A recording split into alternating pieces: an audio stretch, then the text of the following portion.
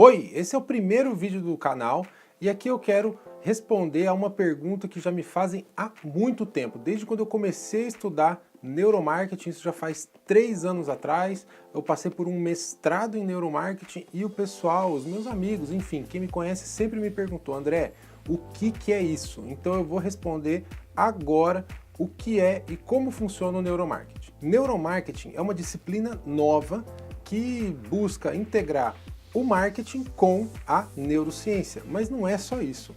Junto com o marketing e neurociência, a gente também estuda a biologia, a psicologia, a antropologia, filosofia, entre outras áreas do comportamento humano. Então, quando você ouvir falar em neuromarketing, lembre-se que quem é profissional de neuromarketing busca estudar o comportamento humano. É claro, já que a gente está falando de neuromarketing, então a gente aplica os conceitos fundamentais de neurociência e de outras disciplinas, como eu já falei, para o comportamento de consumo. Mas, de maneira geral, quem estuda neuromarketing precisa com certeza entender profundamente o comportamento humano. O mais importante que você tem que saber é que o neuromarketing busca estudar principalmente o comportamento inconsciente e irracional das pessoas, porque os especialistas dizem que de 85 a 95% das nossas decisões são decisões irracionais e inconscientes. Então, se a gente for trabalhar com uma pesquisa onde fica perguntando para a pessoa se sim ou se não ou por quê, a gente está trabalhando com áreas racionais. E o neuromarketing e também a neurociência visa principalmente atuar com pesquisas que podem dizer sobre o inconsciente das pessoas.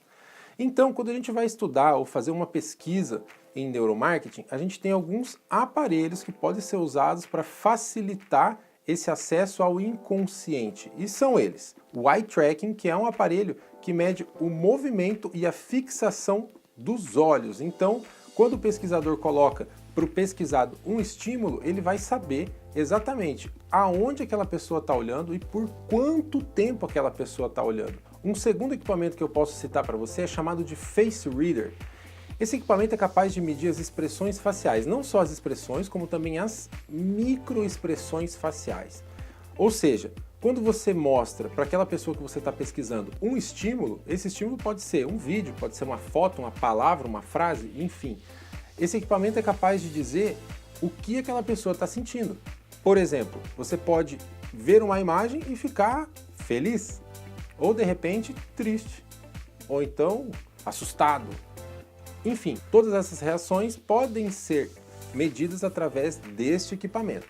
O terceiro equipamento que eu posso citar para você é chamado de eletroencefalograma. E o que isso significa? Com esse aparelho, a gente consegue medir ondas cerebrais e a partir daí a gente consegue saber como anda o comportamento cerebral daquelas pessoas que estão sendo analisadas, pesquisadas. Um outro equipamento é a ressonância magnética. Pois bem, a ressonância magnética é capaz de dizer com mais precisão aonde o seu cérebro está sendo ativado quando você está diante de um estímulo. Então ele vai dizer assim, qual área cerebral foi ativada e a partir daí fica fácil da gente saber qual vai ser o comportamento daquela pessoa, uma vez que já existem algumas áreas cerebrais que são mapeadas. Um outro formato de pesquisa que pode ser feito e que nos ensina bastante são exames, que pode ser o exame de sangue ou até mesmo o exame de saliva. Um exemplo que eu posso te dar é, depois que você coloca um indivíduo no estado basal, você pode fornecer para ele um estímulo ou pedir para ele realizar uma tarefa e depois fazer uma coleta de saliva ou de sangue para medir o nível de estresse dessa pessoa. E o nível de estresse a gente mede através do hormônio chamado de cortisol. Então a gente sabe se aquela pessoa ficou muito estressada ou pouco estressada. Um outro recurso muito utilizado nas pesquisas é fazer a medição de batimentos cardíacos.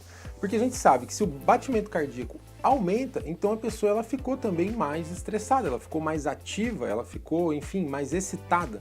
Agora, se o batimento cardíaco da pessoa abaixa, significa então que ela está mais calma, mais tranquila. E os batimentos cardíacos são influenciados pelo sistema nervoso autônomo, que pode ser simpático ou parasimpático. Se você tiver o teu sistema nervoso autônomo simpático ativado, você vai ficar elétrico. E se você tiver o teu sistema nervoso autônomo parasimpático ativado, então você vai ficar calmo e tranquilo. Outra forma de entender o comportamento também é através de medição do nível de suor da sua pele. Então a gente sabe que quando você fica estressado, você tem uma descarga de adrenalina e você tem mais suor, principalmente nas mãos. Então a gente sabe que quando o teu sistema nervoso autônomo simpático ficou ativado, você vai ter mais suor nas mãos. Se ele ficou menos ativado, ou seja, se você teve ativação então do teu sistema nervoso autônomo parasimpático, você vai ter as mãos menos suadas. Então ali a gente consegue também saber como que o indivíduo está sentindo o estímulo que foi colocado para ele. Mas aí você me pergunta, André, tem como estudar neuromarketing? Tem como saber sobre neuromarketing, sobre neurociência aplicada, que é uma forma que eu gosto de tratar sobre esse assunto? Porque uma vez que você estuda neuromarketing, você não tem como fugir do comportamento humano. Então você aplica neurociência em áreas de comportamento. Como, por exemplo, nas vendas, que é chamado hoje de neurovendas, ou então na economia, que é chamado de neuroeconomia, ou então no coaching, que é chamado então de neurocoaching. Quer dizer, são todas as ferramentas de neurociência sendo utilizadas para o comportamento humano. E dentro do neuromarketing, é claro, a gente aplica isso para o comportamento de consumo.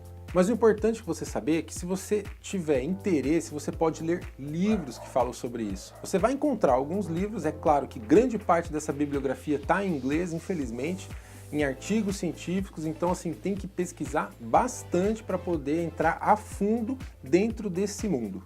Muito bem, agora que você já sabe sobre o neuromarketing, então inscreva-se no canal e deixa aqui o seu comentário, que para mim é muito importante. Se você tem alguma dúvida, se você quer saber mais sobre algum assunto específico da neurociência aplicada, do neuromarketing, então deixa aqui nos comentários que eu vou usar a tua vontade para continuar fazendo os próximos vídeos, tá bom? Um grande abraço do seu amigo André Barlera e até mais.